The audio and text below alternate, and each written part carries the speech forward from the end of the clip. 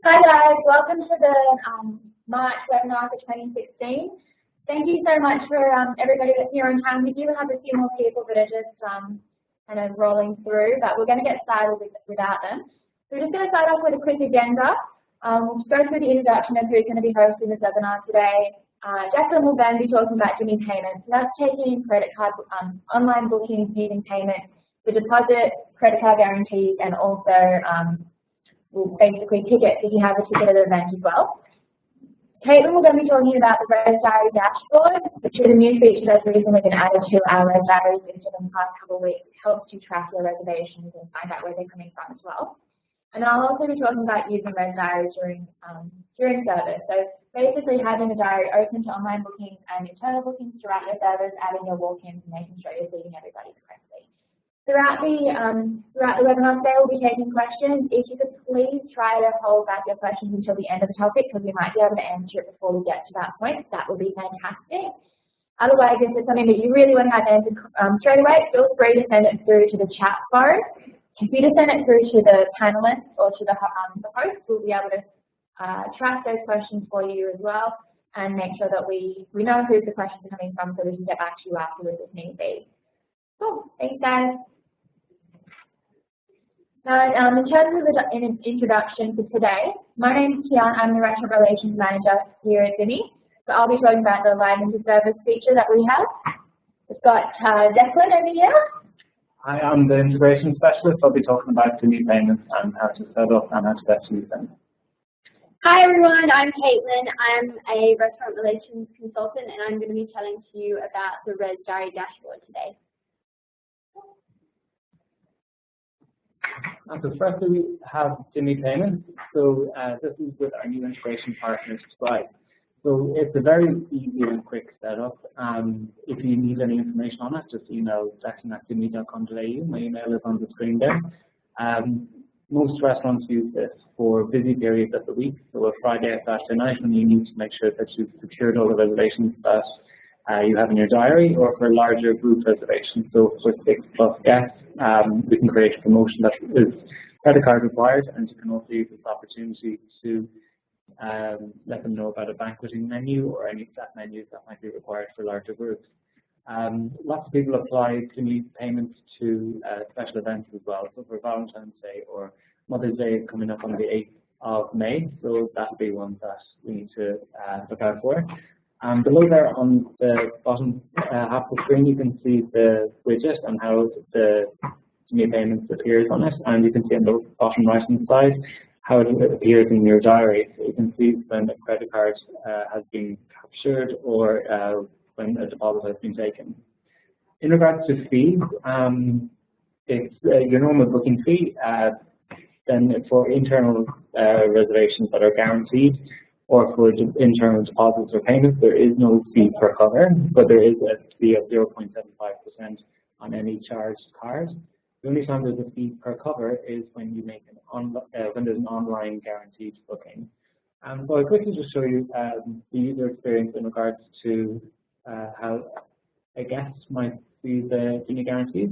So this is just a demo widget we have here. So I'll make a reservation for 6 guests for lunch today. So I'll click through, select what time I'd like, and you'll see here that the group of 6+ credit card and banquet menu required. So that will notify guests, and they can click right here for further information. And if we click next, we'll go to the booking conditions. This can also mention that there is a menu required, and the cancellation policy is there as well. If we click I agree, we bring it to where we put in our information. And look now. Now this is where we enter the credit card information.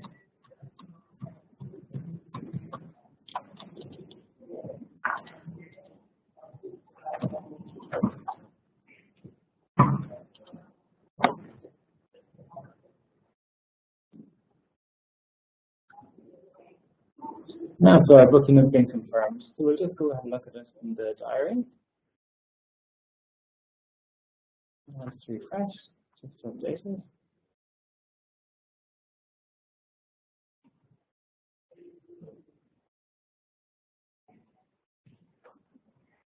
Now we see that the reservation for John Test has arrived there. So this is how the reservation will appear in your diary. It will show it in green credit card to show you that the credit card has been captured.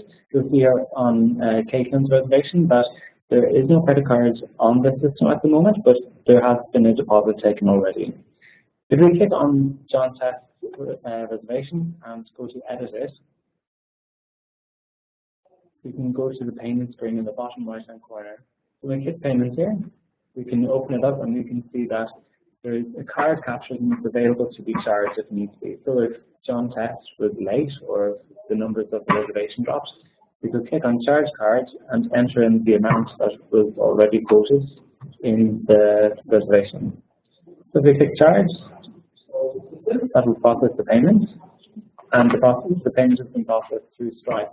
So whatever you need to have a look at has been processed, or what credit cards have gone through your Stripe account, you can always log into your Stripe account with the details that you've already set up with, and you'll be able to see exactly what has gone through. Now, so I'll just pop back to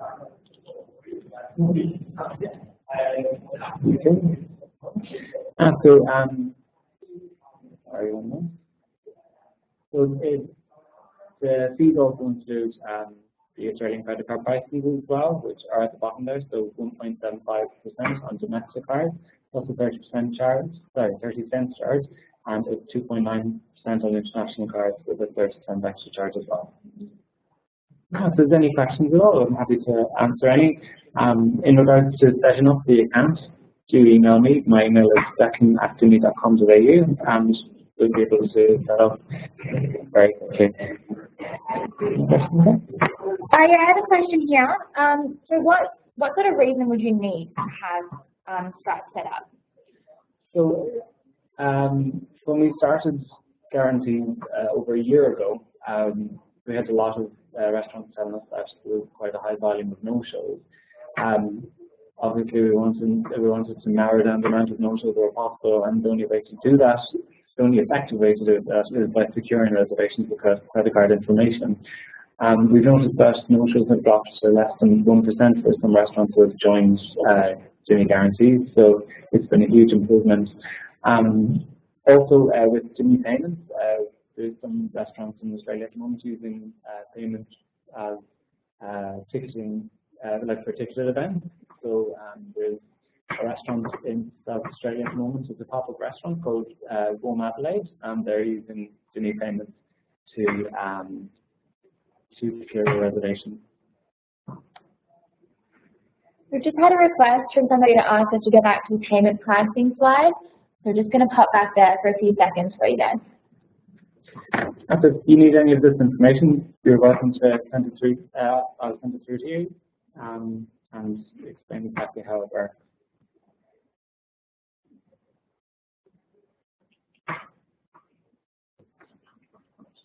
Any more questions then?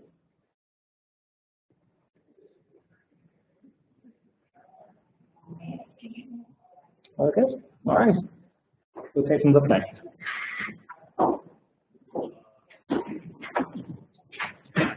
Hi everyone. So now I'm going to go ahead and talk to you about the ResDiary Dashboard. So this is a really exciting new feature in ResDiary which helps you to compare the covers and bookings you have on a weekly basis.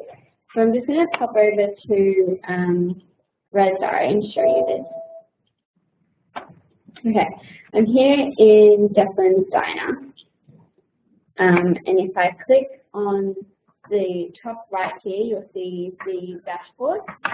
So if we click onto that second icon, it'll take you to the dashboard. So depending if you have a group of restaurants or just one restaurant, you can view the group as a whole, or you can drill down and select a particular restaurant.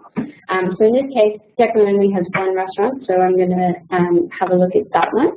On the top left, you can see the different dates you can search by. So with the weekly outlook, it will be a breakdown of 7 days, starting from the date you select. It doesn't have to be a Monday.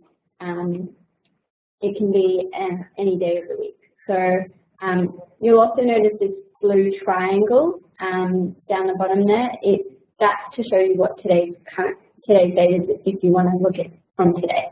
So in this example, I'm going to hit the 29th of March just to show you a screenshot of that. 29th of Feb. So you'll see here the date starts from the 29th of Feb, goes all the way through to the 6th of March.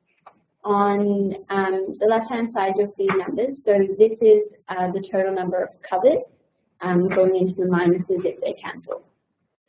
This pink line across the top is the total covers, and if you hover over each day, you'll see a breakdown of the covers and bookings for that day. So you can kind of track how many covers you've received through the week.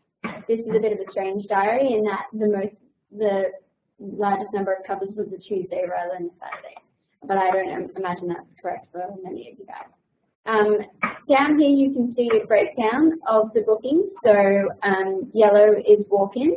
On the 2nd of March, we received 2 bookings that were walk-ins and a total of 8 covers. Then you can see pickups. So these are bookings that were made on the same day of dining. So on Tuesday, there was 1 booking that was made on the same day. Then you've got blue, which is bookings that are made in advance of the dining day, as opposed to pickups, which were the same day. No-shows, which is pretty clear. These will show below the 0 line to show you a negative number. And then you've got the late cancellation. So bookings that have been cancelled. This tool is a great way to show you an outlook of what you did during that day. So, for example, if you have a few cancellations for a day, it's interesting to see how many walk-ins and pickups you would have had to replace those missed bookings. So that's why this is a really great tool to use to kind of compare week on week.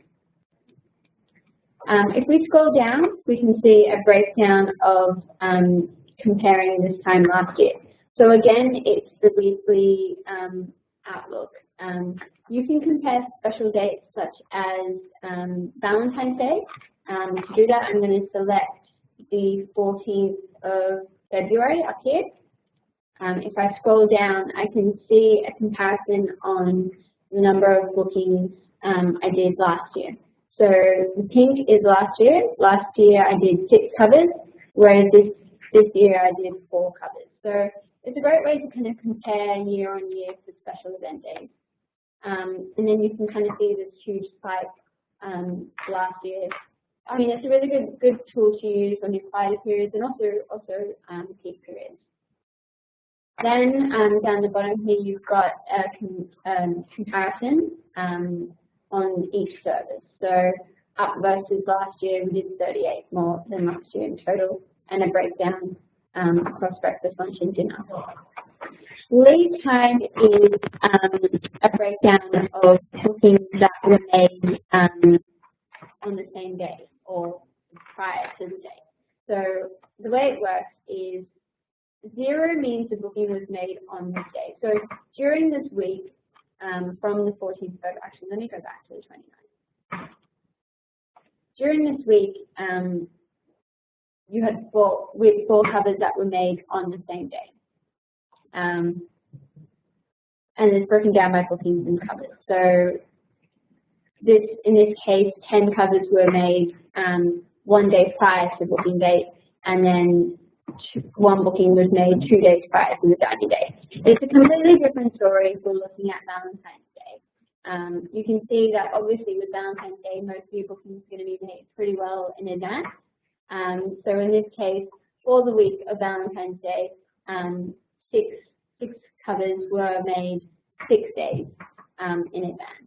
So it really depends what week you're looking at, what special occasions are coming up, and it's a great way to compare when your bookings are coming through, when your diners are making their bookings, and how far in advance they're doing it. If you get mostly walk-ins, then you'll probably mostly be in the zeros, but it's a really great tool to compare and see when your diners are making their bookings.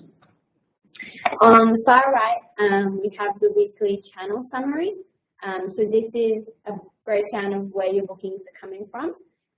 So in this case, 73% of bookings for Declan's Diner this week have come through internally. You can hover over it and see how many covers and bookings that is. And then you've also got the other channels, so Dimmi website. You also have homepage, so bookings through your website, and affiliates. So that's bookings through Qantas Restaurants, TripAdvisor, Zomato. It's a great tool to use to see where your bookings are coming from. At the moment, this report is only showing a weekly timeline.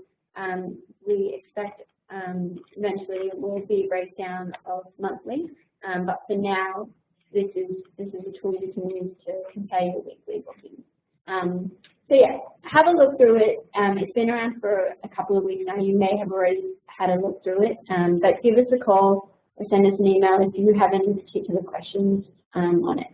All right, cool. I'll go back to the Q&A now.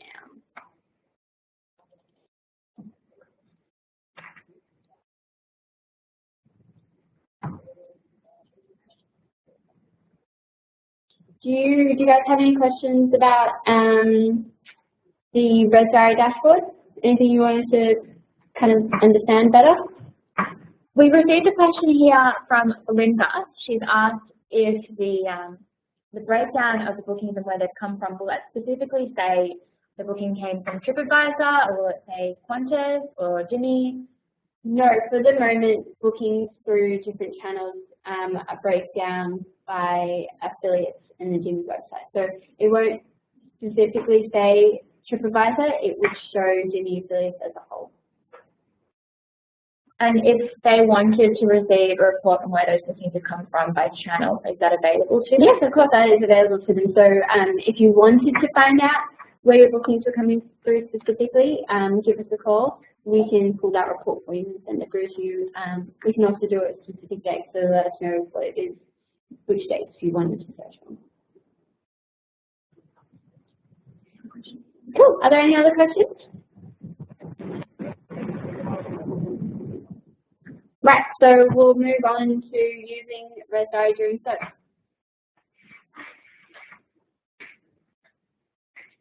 Hi guys, so I'm just going to talk about using ResDiary during service. We know that there are a lot of restaurants that choose to close off their bookings right before service and print out a run sheet of all their reservations for the night and work off that. Now, the diary is optimized to be used however you like it, so that can suit some venues better, but we do also know that there are some restaurants out there that would like to use this live into service, and there are a number of great tools that you can use to help that run as smoothly as possible. So the ones that I'm just going to talk about today are the table plan view, the walk-in feature, the wait list, the expected arrivals list, and the status view that you can use to see the different types of bookings you have. So now we're going to start off with the table plan view. This is an example of what a table plan can look like. Not all restaurants have this built in your diary at the moment. If you'd like us to build one for you, you're more than welcome to send a copy of your floor plan to the support@dimmi.com.au email address, and we'll be able to build it for you as well. I'm just going to run you through how the table plan can work. Now go back to Declan's Diner.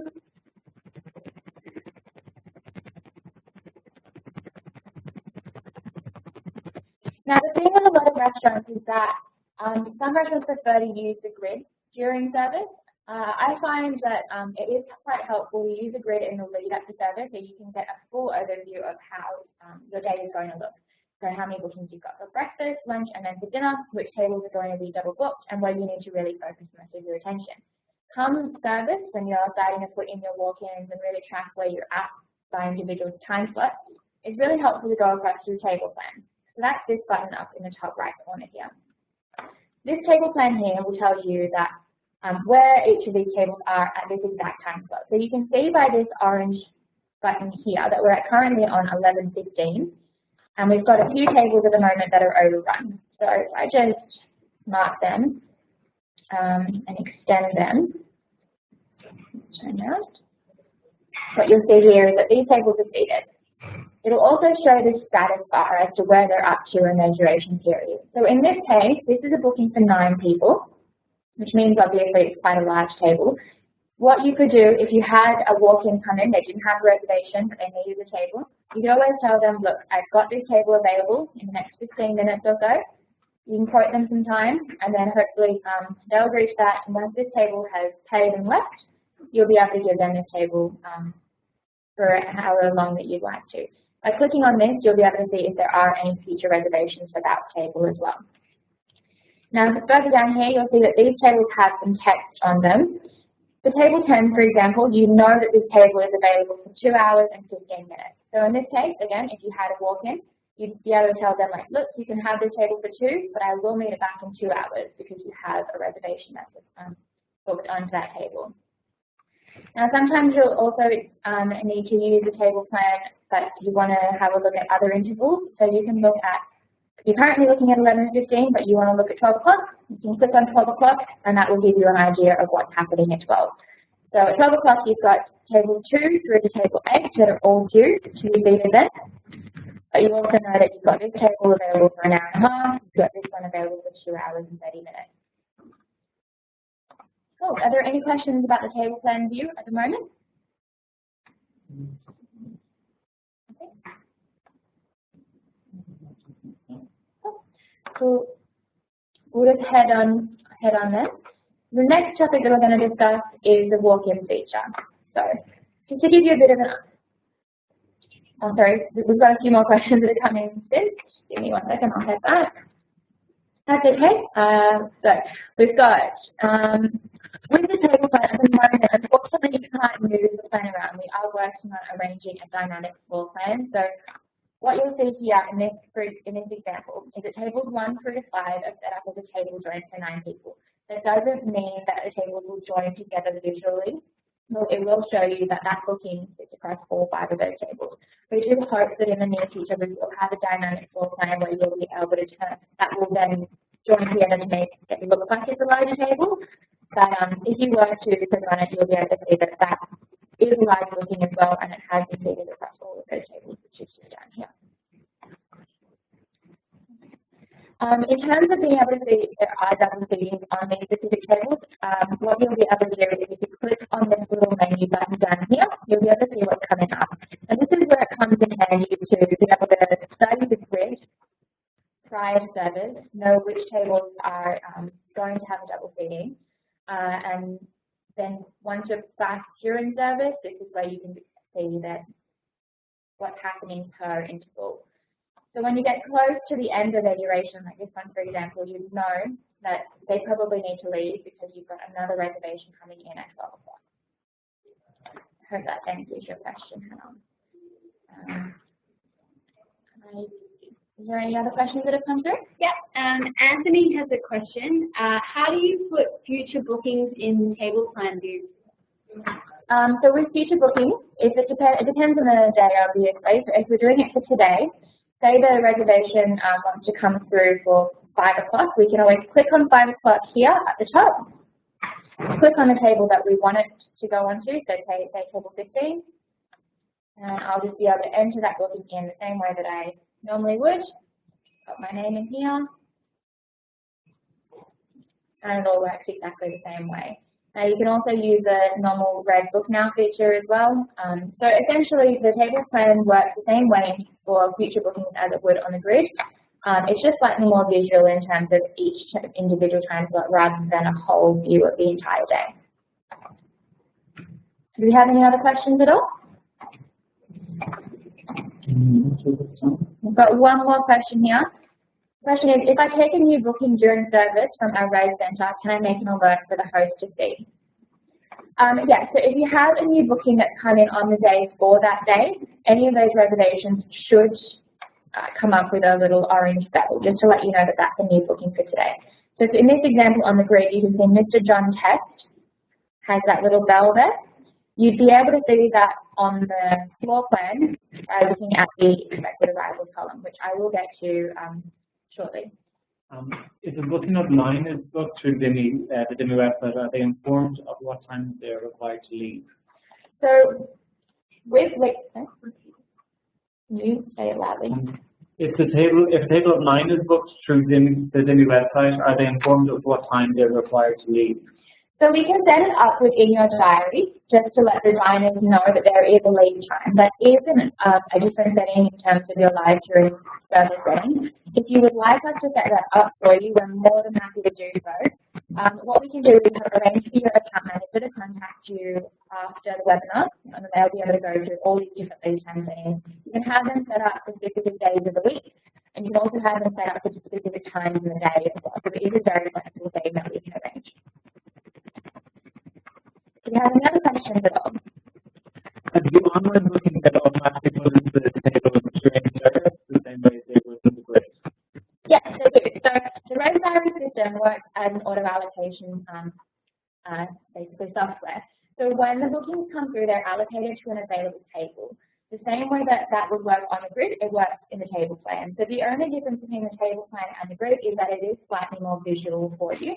Different people like to see different things, so that's why we built the table plan to allow you to be able to see which tables are occupied, which ones are overdue, which ones are running late, that sort of thing. So also with the table plan, I didn't mention earlier, is that there are different colours for different types of bookings. So if the booking is running late, this will be red. If the bookings have been overrun, that will be a darker shade of red. So you've got the different types as well. And if I click on this, and if I fully seed it, you'll also see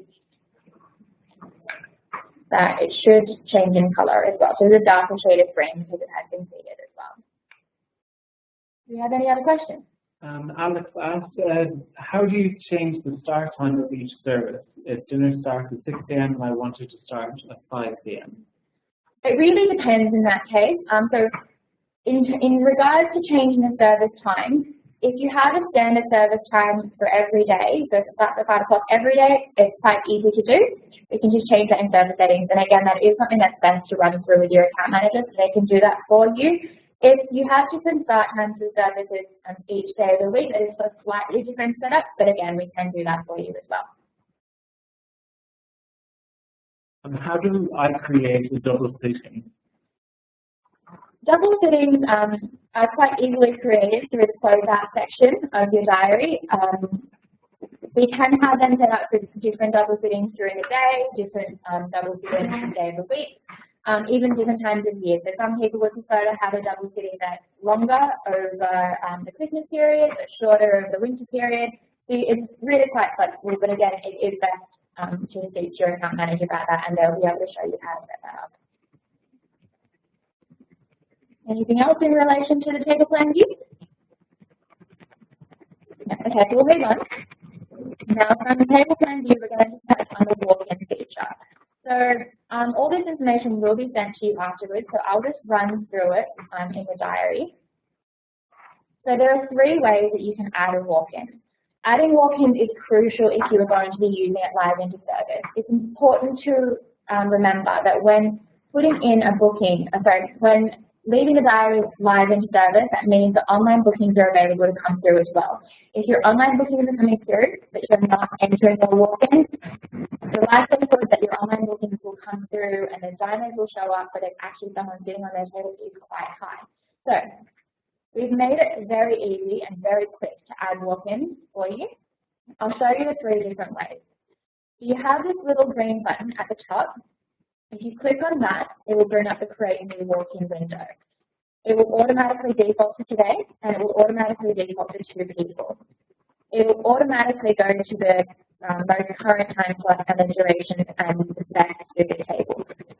If you'd like to change any of this information, you can just by clicking on the drop down. We'll change that to a 1-hour duration. We'll leave it to 2 people. Now we click confirm, and what that should do is actually add the walk-in to the best suited table down here. You can also choose to add a walk-in to the table that you think suits best. So if you have a walk-in for say 10 people and I would like to put them on table 20, I need to just click on the table closest to this orange line. So this orange line here indicates the current time. As long as I select the spot on the grid closest to that orange line, I'm just going to click on here. That will fill in all this information straight away. So we've got 10 pack 11:30, standard duration on table 20. Now I click confirm. So I didn't need to fill in any of that information, and it makes it much quicker for me as well. You can see that walk-in has been added here. Now the third way that you can do it is by clicking on this section here. You should have seen this walk-in next to table section. This is really good for your junior staff that don't know the floor plan as well as you do. So they may not know that table 14 is the best table for a 4-seater. They may not know that table 4 is the best table for a 2-seater. So this section here will allocate that walk-in to the best suited table that is available. So in this case, say I want to sit a 4-seater, I'm just going to click on here. That will bring up that window, and I can just click confirm, and that will automatically add that walk-in for you as well. It'll also give you when the table is free. So at the moment, we have a pretty free diary, so we can see that there's availability for all these group sizes. If the table wasn't available, that would come up giving you a quota time. So 7-seaters will be available in an hour, for example, and that text will come up red, so make it a bit there as well. Do you have any questions about the walk-in features at all?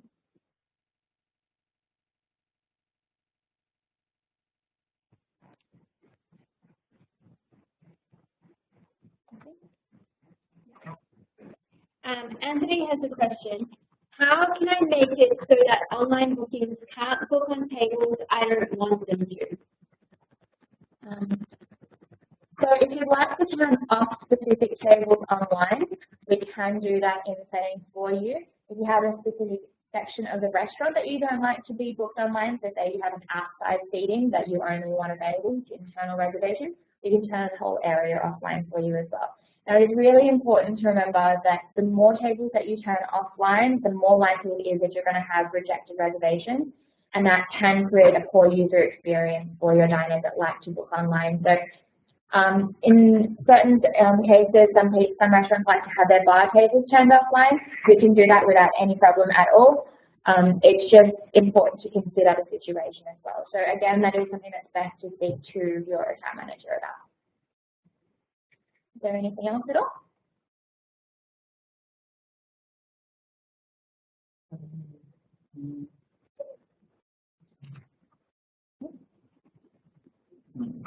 Cool, so we're going to move on then.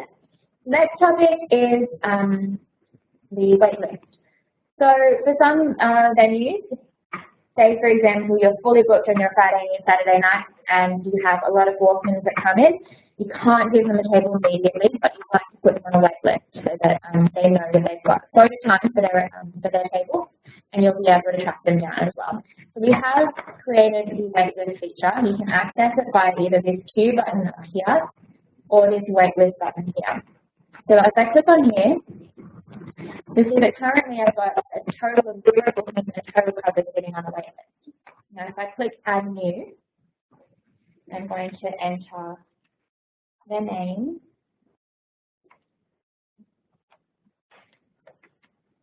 and I'm going to put in a mobile number. So the reason I'm putting in a mobile number is because we can have it set up so that when the table is available, we can send them a text message to let them know that yes, your table is ready, would you like to seat, basically. Now I'm just going to quote her a time as well, so at 12 o'clock her table will be available, and that will be in 26 minutes as well. She hasn't specified which area of the venue she would like to be sat in, so I'm just going to leave that as any, but I'm going to change the party size to 4 people. And go back to 12. Sorry. Now I can also send her an email if I'd like to, so I'm just going to put that in there too.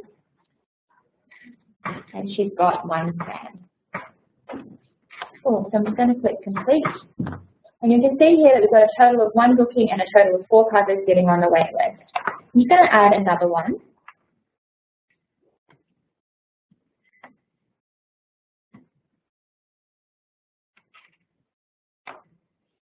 Okay, so Declan here already has a profile within the account, so we can see that he already exists in the database. I'm going to quote him for 12:30, and he's just for 2 people.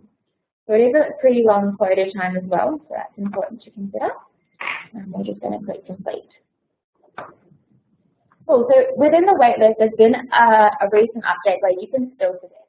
So at the moment, it's being filtered by expected seat time. So Caitlin's been quoted to sit at 12 o'clock, so she's sitting at the top of this list. Now, if I would like to have all my two-seaters filtered to the top, I'm just going to click on this. So this will be sorted from smallest to largest, and now Declan is sitting at the top of this wait list. You can also see the amount of quota time that they've been given, the expected table time, and then how long they've been waiting as well. So a lot of venues would like to sort this by wait time, just so whoever's been waiting the longest amount of time will show up at the top, because you don't want to have any disgruntled clients because they've been waiting longer than other people. Now, if I wanted to seek payment, all I would have to do is click Seek Booking. It'll also come up with the best available tables. I can select which ones I'd like to put her on, and she would have been added to the grid there. Now with Declan, I'd like to decline him. So I can click Edit Waitlist, and I have all these options here. So at the moment it's defaulted to no action. I could select Seek Booking and pick a table that I'd like. I can click Mark Booking as a no-show, and it'll choose different reasons. And we can also decline him. We've decided we don't want to give him the table. You have that option as well. I'm going to decline Declan this time round and click Complete. Now you should find that he would have actually been added to the decline section as well. So you'll always be able to find them in there if you'd like to. You could have, you can add them back to the waitlist if you decide to change them and you want to put them back onto the system. That's perfectly fine as well. Also, another feature that you do have as an option, if you have any diners that are already in the system and they've been marked as a VIP, you can also filter that all your VIP bookings are filtered to the top, which is a feature that a lot of restaurants have been asking us for because generally VIP diners do get first eating, really. So yeah, that. Does anyone have any questions about the waitlist feature at all? The question here, how much does the SMS cost then? That is a question best asked to Declan. I will get Declan to answer that question for you.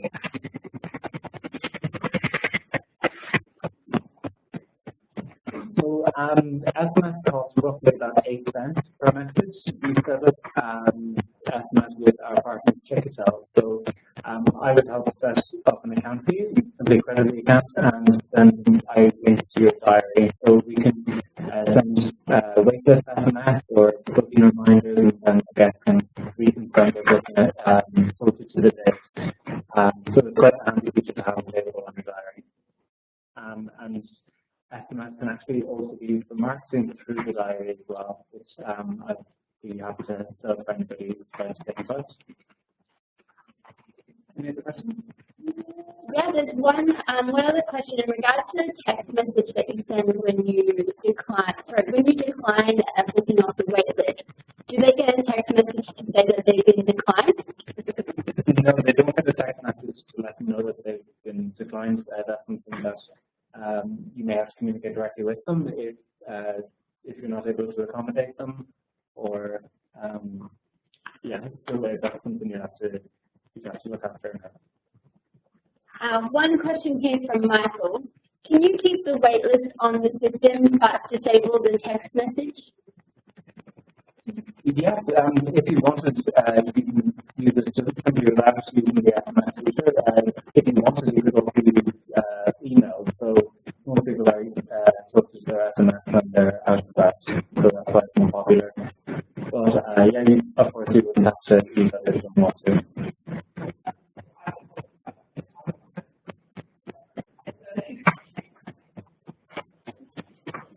Guys, we're getting able to see that the volume is breaking in and out a little bit. If you're having problems hearing us, could you please just send through a quick message to us, and we'll know that we need to send through a recorded copy to you as well. We'll make a special note to send it through to you just to make sure that you've got the full webinar. Hoping that you heard that.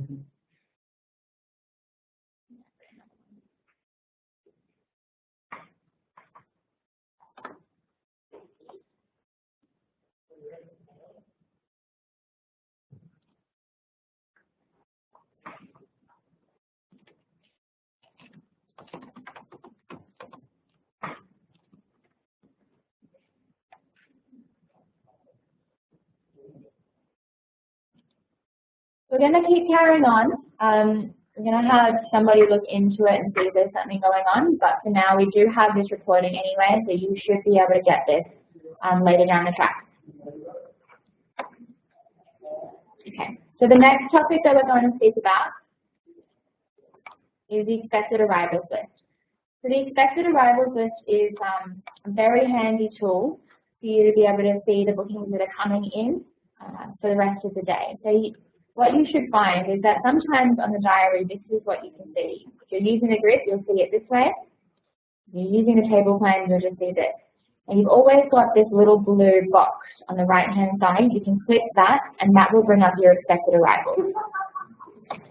So your expected arrivals are all the reservations that you have for today at the moment.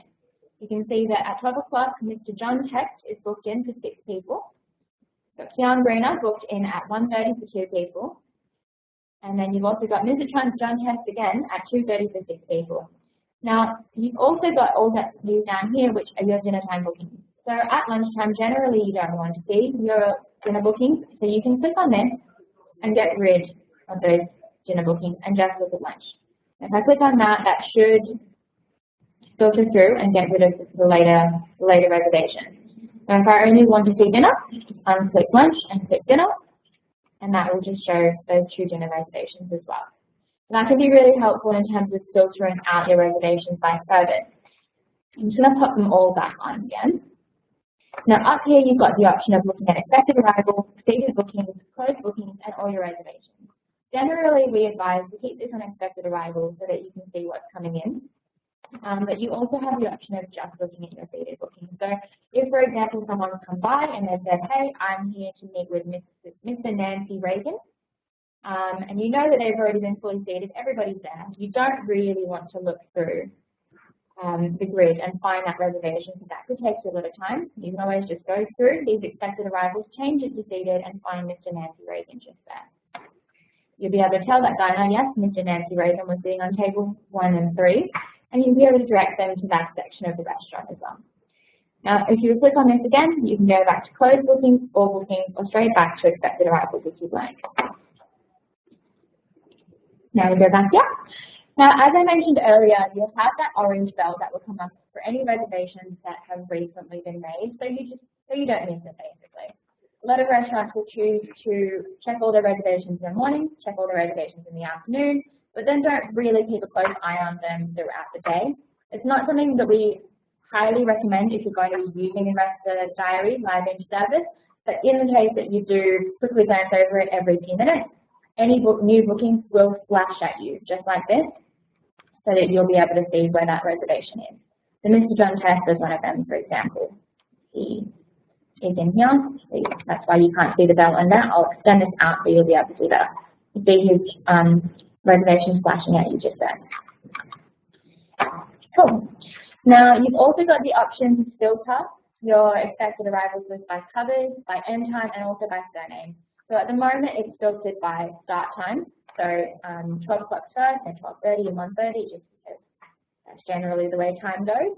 But if you click on this, you can also filter that by surname. So this will go from G and then down to O and T. So that's just by alphabetical order. And you've also got by covers. So if you want to see the full amount of how many 2-seaters you have for the night or the lunch, you can filter by covers, and you've got 3 2-seater bookings, but 1 4-seater and 2 6-seaters. Cool. So that's basically it for your expected arrivals. It is a very helpful tool in terms of being able to manage your incoming reservations through out of service. Does anybody have any questions about that at all?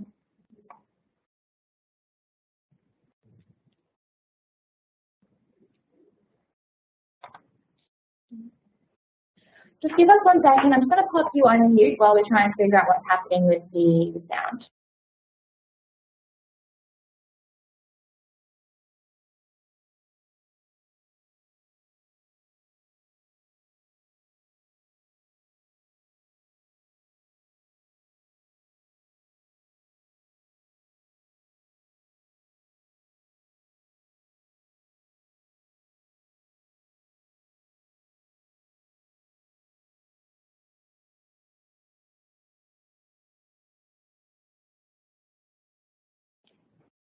Cool. All right, guys, we've done a few tests on our end with the program, and it seems to be working fine. I can confirm that the recording is working all fine as well, so we will send it through to you, and you'll be able to go back and rewatch the sections that you missed. Cool. So just moving on from there, If no one has any other questions about the expected arrival section, we're just going to touch on the arrival status and the confirmation status. So within the diary itself, you have different status views where you can see what type of bookings they are. Currently, we're sitting on arrival status, which you can see in the top right-hand corner here in this pink box. What this means is that we're looking at these reservations by whether or not they've arrived, whether they're due, they're running late, if they didn't show up, that sort of thing. So to start with Mr. Benjamin Button, his booking has been closed off. So that means that he's been here, he's signed in, he's had a lovely time, I'm hoping, and then he's paid. So any grey reservations are closed off. You've got these three ones here from Mr. Nancy Reagan and these walk-ins here. These have all been seated. That's what they are there. And then you've got this Mr. D Pets, which is basically saying that they didn't show up. It's red. So if you want to see these different colours, you can see them here. So you've got the blue, which is unarrived, you've got green, which is arrived, orange is waiting in bar, yellow is partially seated, and you've got late and left. Now to mark these, if any of you are unaware, you can click on Mr. John Test here, and you can either fully seat him, and he'll go green. Mr. Declan Tool, we're going to partially seat him. He's just gone yellow. We've got Town Greener, waiting in bar, should turn orange, and then we've got Mr. John Test, and we've just got table ready. That has done nothing and is left in the same. So these are all the different options you have. If I was to close off Mr. Nancy Reagan now, that should bring them back, turn them grey, and leave that space available for any reservations to come through. Now going back to the arrival status section, you can click on confirmation status, and this will tell you whether or not these reservations have been confirmed. So anything that's been marked as orange means that it's a confirmed reservation. Any reservations that came through on the same day will be automatically confirmed. That's why these ones, as walk-ins, are just confirmed reservations. They're not really reservations, so it's just in terms of the filtering and the view and everything to give you a bit of clarity. All these other blue ones haven't been confirmed. So if I were to click on Mr. John's Test now and mark him as confirmed, he should go orange. If you'd like to confirm your reservations in one big hit, you can also click on their booking and hope that when you send out the confirmation email, you resend it, that they will then see their email and click that reconfirmation button, and then hopefully these will be all nice and orange for you. There are a number of other views within this view management console. You've got the payment info and whether or not the payments have come through. You've got the channels in which these bookings have come through, and you've also got large party and important. Generally, we say that these top two are the most important ones. You've also got these channel ones here, which will tell you the Dimmi affiliates, Dimmi website, homepage, and also your internal reservations, but they will always show up on the edge of your reservations anyway. So Mr. D Pets was a Dimmi booking, John Green was an internal booking, because that's blue. Does anyone have any questions about the colours and different status views that you can use? Yes, there's one question here about the status. Do you recommend keeping it in the arrival status, or would you recommend something else? I would generally recommend keeping it in arrival status when you're using it live into service. So this can give you an idea of where your reservations are at the day. So if Mr. Declan O'Toole was partially seated, the rest of his party has shown up, you'll also know that half of his party is here, and then they can go meet up with each other at table 13. If Mr. John O'Test, sorry, I'll just click back to this because that will make it easy to see. If Mr. John Test, who is currently seated, is there, you'll know that you no longer need to wait for Mr. John Test to show up. It makes your life a lot easier when you are managing your reservations throughout the service if you have arrival status set up, just to give yourself an idea of how your service is looking. With confirmation status, I would generally recommend using that one prior to your service, just to give you an idea of whether or not you expect to have a lot of late-minute cancellations, no-shows, if you think that you can take a lot of walk-ins for the night and add a lot of people to the wait list, just depending on whether or not people have confirmed their bookings with you. Do you have any other questions at all? I've got another question here. When closing up a booking, if it was for 10 packs and only 8 packs showed up, can you mark on booking who shows. You can't mark in the booking that there were 2 no-shows. You can always mark on there that 8 people turn up instead of 10. So with Mr. John Test, for example, currently he is a 6-seater. I can click on this section of his booking, drop that down to 4 and leave it that way. And that will mark him as a 4-seater instead of a 6-seater. It will also show up in his history that it was changed from 6 people to 4 people. Now, if you have credit card guarantees and payments and everything set up, and you have captured their details, and as long as the diner is aware of it, if less people had attended the reservation than initially expected, as long as they're aware, you are well within your right to charge that card the amount of people that didn't show up. So say, for example, Mr. John Tess was aware that $50 per person would be charged to the card if 2 people were to show up from within their reservation. You could then charge that card $100 at the end of the service if you'd like to. Do you have any other questions at all?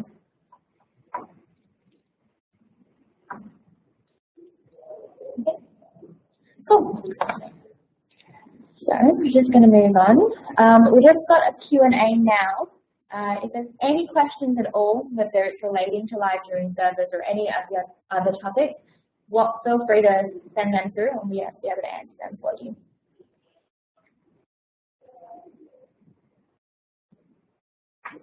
I'll just give you guys a few seconds to think about it.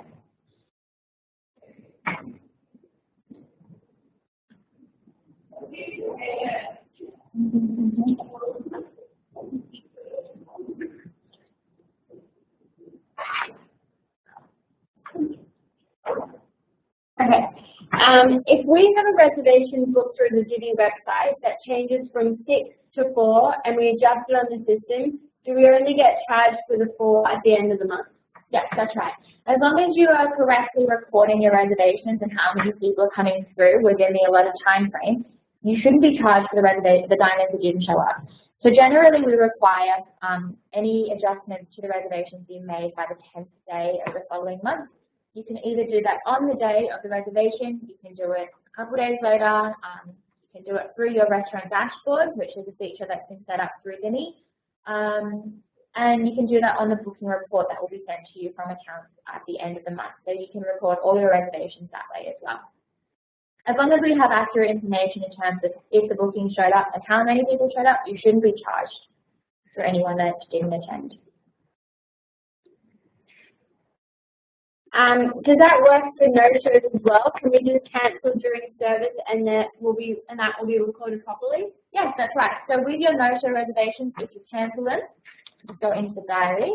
So Mr. John Test, I'm going to cancel him. And you've got change of plans, no-show, illness, and operator error. Any of these reservations of cancellation types will be shown up on your booking report, so you won't be charged for it. We can also have it set up so that any no-show reservations, these diners will be blocked from making bookings with you in the future. You can unblock them internally if you'd like to later down the track.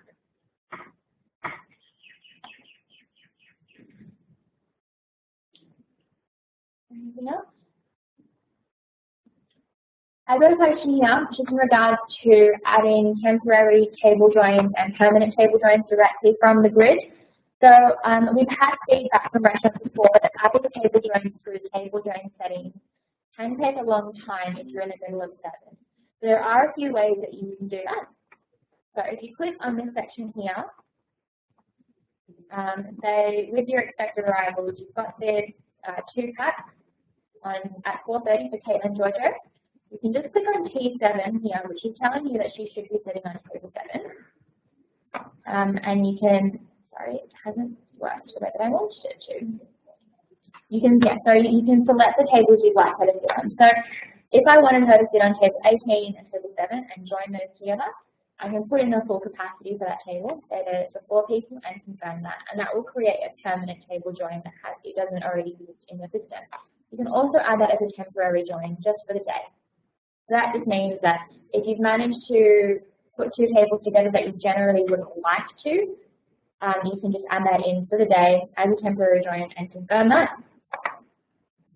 And then she should be marked as sitting on both of those tables. You can then seat her completely. And that should allow her to fit that. Got a very large reservation here as well. Now you've also got the option of adding table joins by clicking on this tool up here. You go Tools, go Join Tables, select any tables you'd like, so 2, 3, 4, add the capacity, so if it's 10 people, and then click Complete. Now it'll tell me that the join already exists, so I can change the join to from a capacity of 6 people to 10 people. Just confirm that yes, and that will add that to the system as well. Now I have a question here about whether or not that will show up on the floor plan view. Just go through the floor plan. Now if I were to do that in expected arrivals, that will work the same way. So I can click on this, change this, add this to 11, do permanent join of 12, no, we'll do 6, and click confirm. And then that will mark that there. So at 1:30, which is here, my reservation will be seen on tables 10 and 11, which are here. And I'm waiting in the bar, which is why it says waiting. And you've also got the join tables, which works from the table plan view as well. Does anybody else have any questions at all?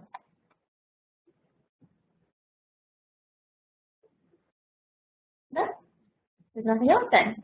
Cool. So we're just going to get to the summary of today. So, come through.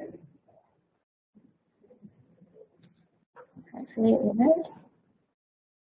Cool. So we just do a quick summary of today. Declan ran through the Dimmi Payments with you. If you have any further questions or queries about it, or you'd like us to help set it up for you, you're more than welcome to either contact Declan at declan@dimmi.com.au or just call through the support line, which is 1300 337 761. With the ResDiary Dashboard, you can play with that as much as you like through the ResDiary system. Just click on the dashboard button in the top right-hand corner. You can't really break it, so you can go back to as many days as you'd like and look at the weekly overview for that week. If you have any questions about it, please feel free to call us as well or email support@dimmi.com.au. Now, with using Diary Live into service, there are a number of questions that can come out of this. So we would really encourage you, if you'd like to call us, email us, whatever works for you, and we'll be able to help you work through these different tools and set them up for you as well. Now, as I mentioned earlier, we have recorded this webinar, so we will be sending it through to all of you, and anybody that has mentioned that they were having trouble with the audio, we'll make a special note to send them through to you as well. So you should get a copy of all this. Now, if you have any feedback or topic requests for the next webinar, we will be doing it in 3 months. Please send them through to me at jan@dimmi.com.au, and I'll be able to put them into the request file. Cool. Thank you so much for attending, guys. We look forward to seeing you soon. Cool.